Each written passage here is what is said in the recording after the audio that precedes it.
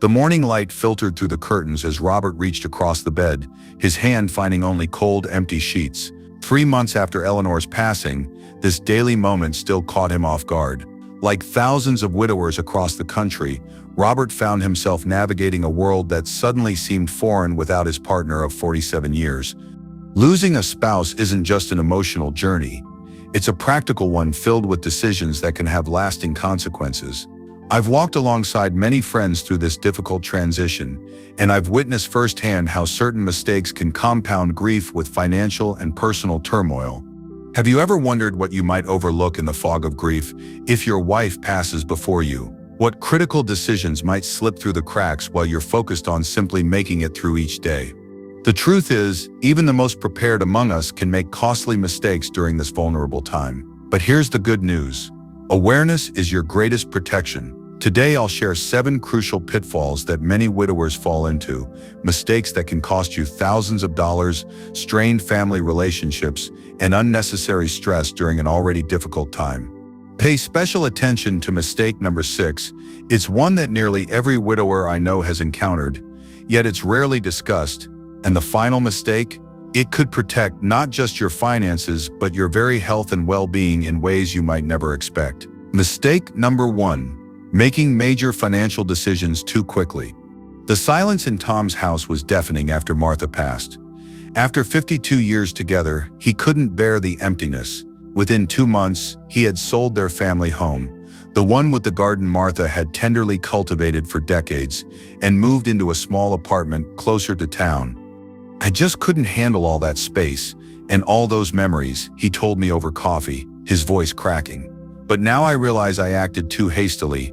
That garden was where our grandchildren played. Those walls held our history.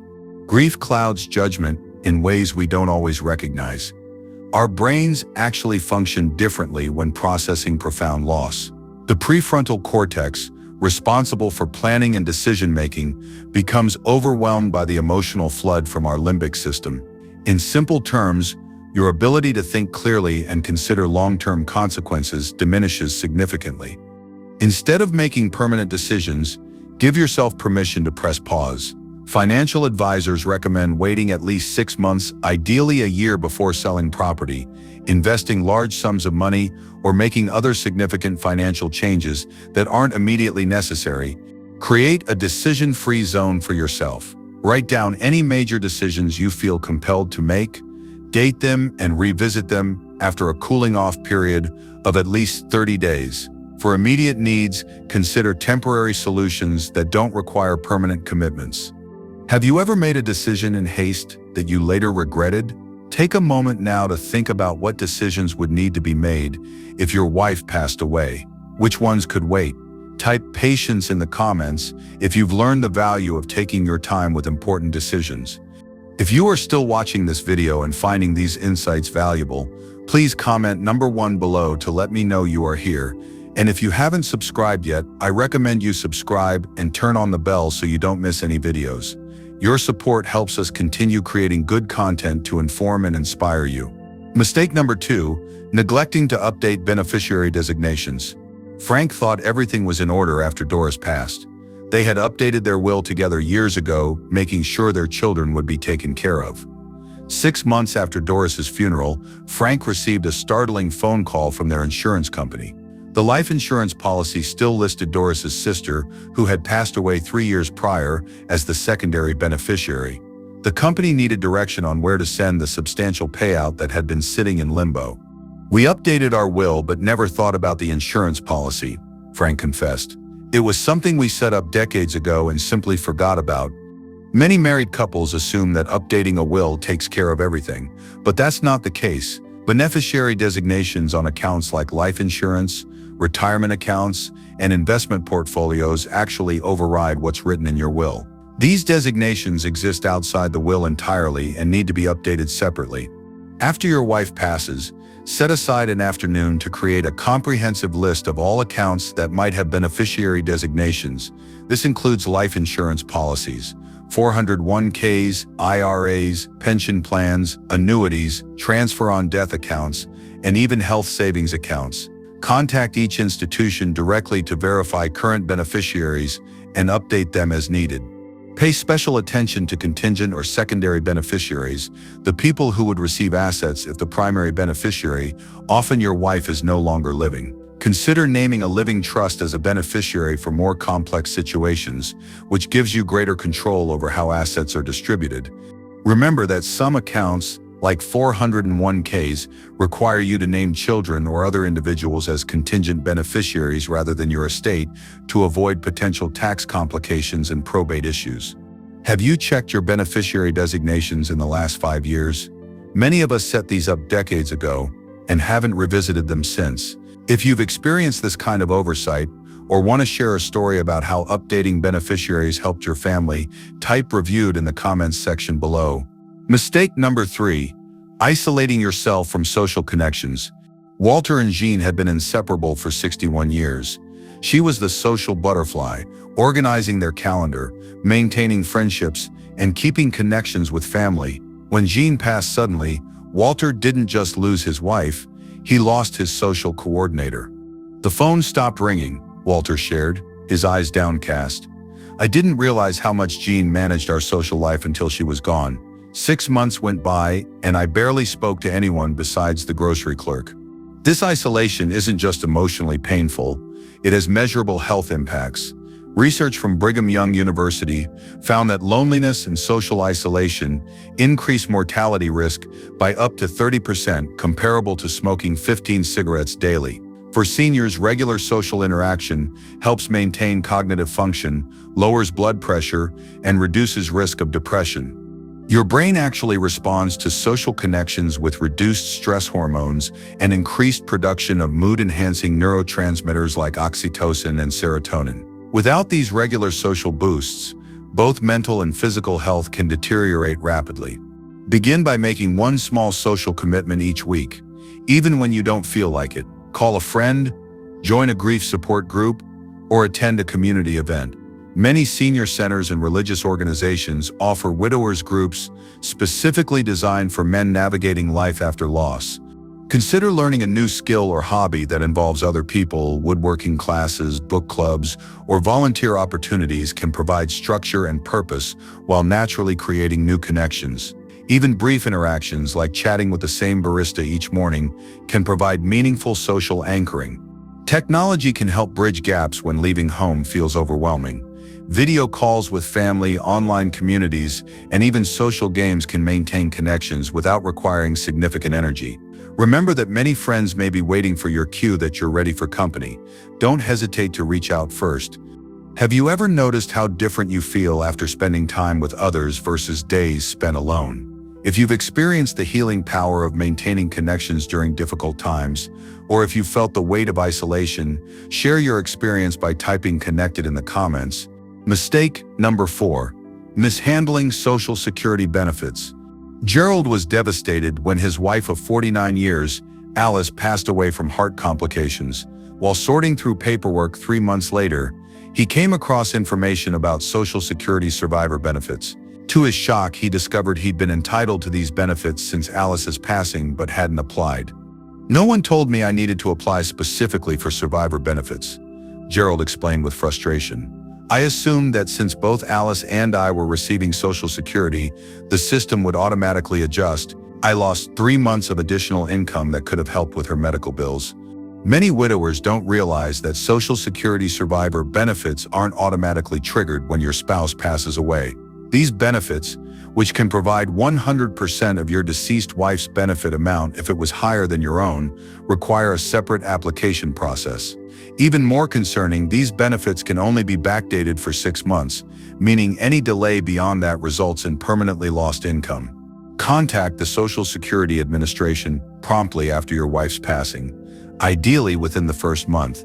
This can typically be done by calling their main number 1-800-772-1213 rather than visiting an office, though you'll need to provide a death certificate during the process. If your wife was receiving higher Social Security payments than you may be eligible to step up to her higher benefit amount. Alternatively, if you haven't yet claimed your own benefits, you might have options for maximizing your combined lifetime benefits through strategic timing of survivor benefit claims. For those dealing with tight finances after a spouse's passing, be aware that Social Security also provides a one-time death benefit of $255. While modest, this can help with immediate expenses. Additionally, if your wife was still working, verify whether she had accumulated any unused vacation or sick leave that should be paid out to you as her beneficiary. Keep in mind that reporting your wife's passing to Social Security is also necessary to stop her monthly benefits, as continuing to receive these constitutes fraud, even if unintentional. Has dealing with government benefits ever left you confused or frustrated? Or do you have questions about how survivor benefits might work in your specific situation? Type benefits in the comments, and I'll try to address common questions in a future video. Mistake number 5. Neglecting self-care and health monitoring. Harold had always been healthy.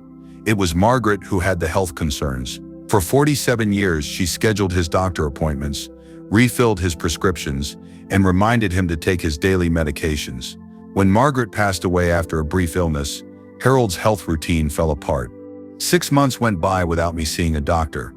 Harold admitted while recovering from pneumonia that had landed him in the hospital.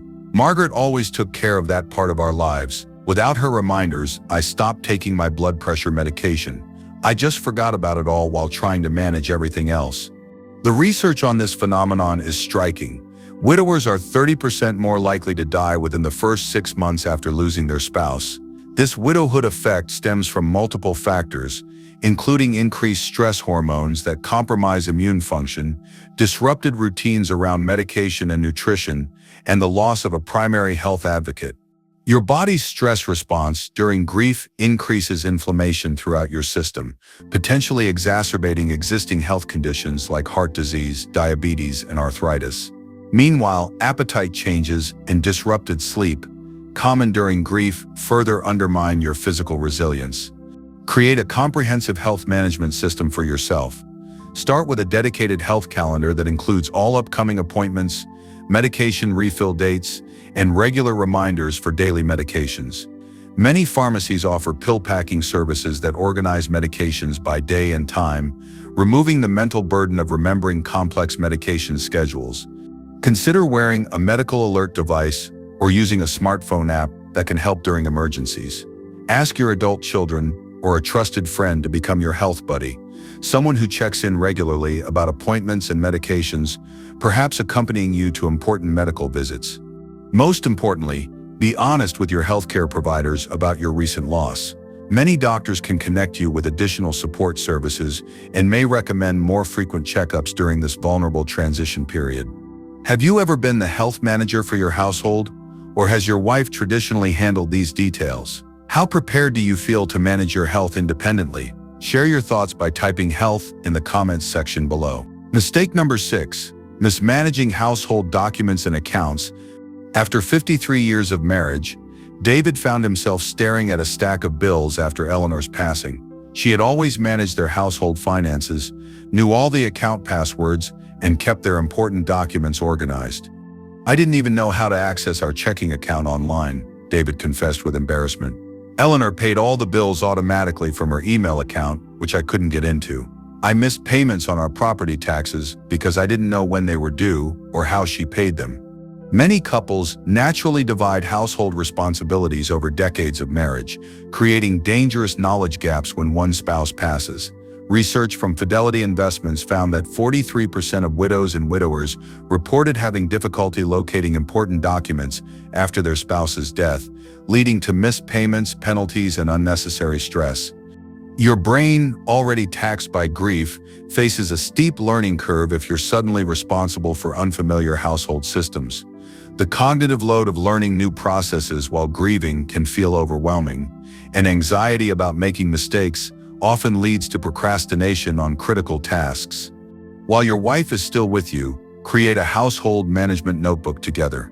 This should include account numbers, passwords, contact information for financial advisors and insurance agents, bills and payment schedules, and the location of important documents like deeds, insurance policies, and tax records.